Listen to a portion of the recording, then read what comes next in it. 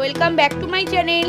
আজকে নতুন একটা পিঠে করতে যাচ্ছি। নতুন না, মানে সবাই জানে এটা পাটিসাপটা পিঠে, যেটা আমার খুবই ভালো লাগে।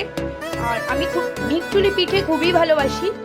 তো আপনাদের যদি ভালো লাগে আপনারা দেখুন, আমার সাথে থাকুন, আপনাদের আশা করি খুবই ভালো লাগে। আজকে পাটিসাপটা বানানো হচ্ছে, তার জন্য আমাদের যেই পাটিসাপটার ভেতরে যে ক্ষীরটা লাগে আজকে সেটাই বানানো হচ্ছে। দুধ আছে, দুধটাকে জাল দেওয়া হবে, তাতে সুজি নলেন গুঁড়ে দিয়েই পাটিসাপটার ভেতরের পুরটা বানানো হবে। ভেতরের পুরটা বানানো হচ্ছে। এবার দুধের মধ্যে সুজিটা ঢালা হচ্ছে।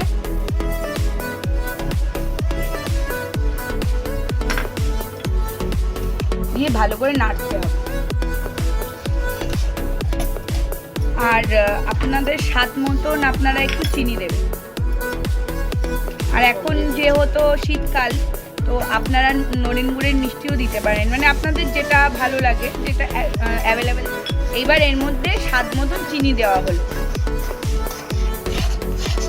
এই ক্ষীরটা তৈরি করার সময় কিন্তু সুজি দেওয়ার পরে কন্টিনিউ নাড়তে হবে, মানে সমানে আপনাদের নাড়তে হবে। দেখুন এটা কতটা গাঢ় গাঢ় হয়ে গেছে, অনেকটাই গাঢ় হয়ে গেছে। এইবার গাঢ় হওয়ার পরে এর মধ্যে নলেন গুড়ের সন্দেশটা দেওয়া হচ্ছে। নলেন গুড়ের সন্দেশ দিয়েও নাড়তে হবে, ভালো করে নাড়তে হবে, পুরো ভালো করে মিক্স করতে হবে সব কিছুর সাথে। আমাদের এই ক্ষীর করা কমপ্লিট হয়ে গেল। ক্ষীরটা দেখেছেন কিরকম একদম মাখা মাখা হয়েছে, এরকম মাখা মাখা হবে। এইবার আমরা পিঠেটা তৈরি করব। পাটিসাপটার পুরটা আগেই তৈরি হয়ে গেছে, এইবার পাটিসাপটার ব্যাটারটা তৈরি করব।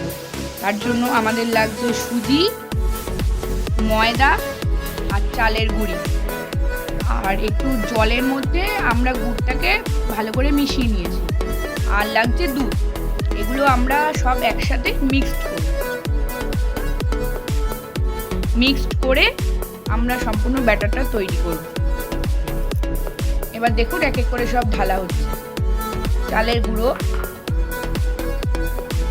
ময়দা, সুজি, এবার গুড়,